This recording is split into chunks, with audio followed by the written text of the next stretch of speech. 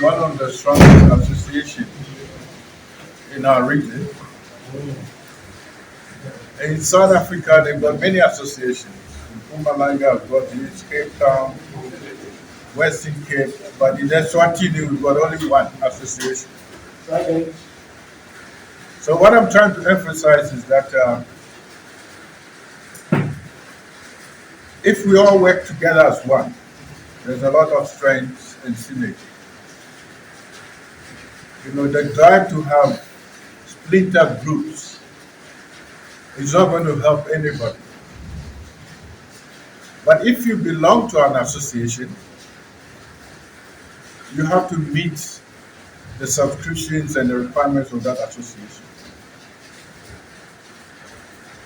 But we all know that there are quite a number of Ghanaians in Eswatini who do not associate with this association. So I told the executive to start a recruitment drive. Let's start moving away from holding meetings in Manzini only. There's also Mbaban, there's also Tlangano, there's Stegi, there's Kusmi. You'll be surprised that Ghanaians all over. So even if you want to have your AGM only in Manzini, at least have social meetings across the country so we can bring everybody on board. That's one. The relationship between Ghana and Eswatini is getting stronger and stronger. We're having a lot of delegations coming from Ghana.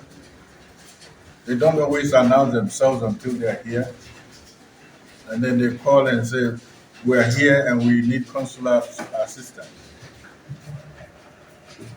So last night I got a letter from Ghana's parliament where there's a delegation arriving on Monday. And that they are coming to engage Eswatini to understand our chieftaincy, administration, and a number of things. So Parliament, when I spoke to the Parliament President, the Senate President, the clerk, they were not aware. But these are the challenges that we are facing daily. There are lots of people coming in. They don't necessarily inform Foreign Affairs in Ghana, they don't inform Pretoria. But they are here, they represent Ghana. So this delegation coming, we don't know where they are going to stay. But the good news is that Parliament said the relationship between Ghana and Eswatini is very good. So whether they've announced beforehand that they're coming or not, we are going to host them. And that's the attitude everybody is adopting. Similarly, there are also delegations from Eswatini going to Ghana. We sent a delegation to go and study Ghana's local government administration system. You heard His Majesty speak when he addressed the National House of Chiefs in Ghana. But in terms of the Eswatini constitution, there has to be a National House of Chiefs, which he wants to establish. So that process too is ongoing. That they are learning from Ghana. Ghana is also learning from Eswatini in a number of things. So the relationship is going stronger, and we are the ambassadors of Ghana. So it's very critical that we are cognizant of this and careful about how we act in the kingdom. We must hold ourselves very well and respect the law. That is very, very critical. We continue to get information about people coming to the country legally using the informal crossing. Some say they are Ghanaians, others pretend to be Ghanaians. We also get information about passport issues, people not entitled to hold Ghanaian passports being assisted to get Ghanaian passports. For Ghanaians in Eswatini, the process of getting a passport, you go online and you apply online. Don't use a contractor. That's how much I would say now, because there's an exercise going on which could affect some people losing their passport. So please, if you want a new passport, just go online and apply online and follow the procedure. And it will be done. It's one of the objectives of the new High Commissioner to ensure that consular service is at our doorstep. So the team will be coming here frequently. We're looking at the first quarter, but the government also wants to leverage on the expertise of Ghanaians in the diaspora. So there will also be a trade mission coming. The trade team will want to meet the Ghanaian community to find out your business interests and your expertise and things that you can do and leverage on in Ghana or partner with Ghanaians. Also want to find out what Eswatini and Ghana can do together. So there would be a lot of activity come next year. But anyway, I stand here on behalf of the High Commissioner. So let me read what he sent last night.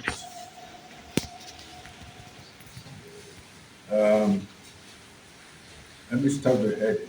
Christmas message to be delivered by the Honorary Consul of Ghana in Eswatini on behalf of His Excellency Benjamin Anani Pashi, High Commissioner Designate of Ghana to Eswatini, at a meeting with the Ghanaian community.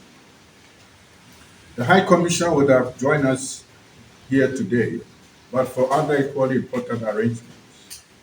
You are all aware that he is accredited to Eswatini, as well as South Africa, Seychelles, Lesotho, and Mauritius. He has therefore asked me to deliver this Christmas message to our community and to wish you a Merry Christmas and a prosperous and ensuing New Year. He has pledged to visit Eswatini in the not too distant future to interact with our community to obtain at first hand the pertinent issues bothering us as Ghanaians in the kingdom. He has indicated that together we can enhance the image of our dear country in the kingdom of Eswatini. So let me read this message. Fellow compatriots, as we come together to celebrate this festive season, I extend my best wishes for Christmas filled with peace, joy, and renewed hope for you and your families. This time of the year invites reflection, gratitude, and a spirit of unity, values that resonate deeply within our shared identity as proud Ghanaians. This year's celebrations take place against the backdrop of our government's visionary reset agenda. It aims to revitalize economic resilience, strengthen governance, and foster inclusive growth. This transformative initiative calls upon all of us, both within Ghana and the diaspora, which we embrace as our 17th region, to engage in innovation, collaboration, and purposeful action as we strive for a more prosperous and equitable future. The diaspora plays a vital role in the success of the reset agenda. Members are encouraged to invest in businesses and startups in Ghana, providing essential financial support that stimulates local economies and creates employment opportunities. Furthermore, diaspora professionals can share their expertise through workshops, mentoring, and temporary training visits. My dear brothers and sisters, by serving as ambassador for Ghana, diasporians promote our nation's interests abroad, fostering stronger diplomatic ties and attracting international partnerships. Their efforts to enhance the visibility of Ghanaian culture and products in their host countries significantly contribute to building a positive image in global markets. Remittances from the diaspora are invaluable, supporting families and local businesses, thereby contributing to economic stability and growth. Engaging in policy discussions offers insights that can help shape decision-making processes in Ghana, while investing in social and community projects addresses local needs and stimulates inclusive development. Moreover, fostering networks that connect Ghanaian entrepreneurs with global markets creates opportunities for collaboration and resource sharing, reinforcing our collective efforts. Fellow compatriots, you would agree with me that it had been a prayer of our community to have one of us leading as the High Commissioner. Bear in mind that a resident Ghanaian was seized with the challenges of the jurisdiction. Permit me to say that your prayer requests were answered when His Excellency, Mr. John Dramani Mahama, President of the Republic, appointed me, that's him, not me, appointed me as your High Commissioner. I urge you all to bear me up in prayer as I strive to work towards realizing your aspirations. You know, he lived in South Africa for 9 years. He still has a house there. I am optimistic that very soon, in the spirit of the friendly relations which so happily exist between Ghana and Eswatini, King Mswati III will graciously grant me agreement to enable me present my letters of credence to him. This ceremony would then afford me the opportunity to function and to address your concerns appropriately and to seek your welfare in accordance with the Vienna Convention on Diplomatic and Consular Relations. Until then, I've been engaging the Honorary Consul and some members of your community unofficially to better understand the challenges faced by you in this beautiful kingdom of Eswatini. Fortunately, I'm mapping our strategies to address the issues I gathered in my interactions so far. Together, we can tackle these challenges with God on our side. As we look toward 2026, I genuinely hope our community remains united and empowered, confidently facing the challenges ahead. I encourage every member to uphold the values of lawfulness and integrity, which will help enhance Ghana's reputation here in the Kingdom of Eswatini. In my inaugural media engagement, I highlighted the critical role of parents as role models for their children. The education of our youth is of utmost importance to me.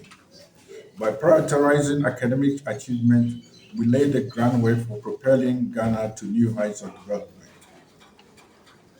My dear brothers and sisters, as we approach the end of this remarkable year, let us seek God's mercy and guidance, enabling us to navigate the remaining days of 2025 with grace and dignity. I sincerely hope our community remains united and empowered, confidently addressing the challenges that lie ahead. I reiterate the need for each member to uphold the values of lawfulness and integrity, thereby enhancing Ghana's reputation here in Eswatini and beyond. May the spirit of Christmas inspire us to build bridges, foster understanding, and advance our shared aspirations, both in Eswatini and our cherished homeland. That concludes his message. So, on behalf of His Excellency, Mr. Benjamin Anani Kwashi, I'm to wish you all a joyous Christmas and a prosperous New Year. Long live Ghana. Long live Ghana Eswatini relations.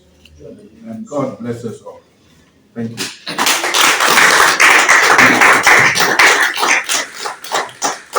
Thank you, Your Excellency.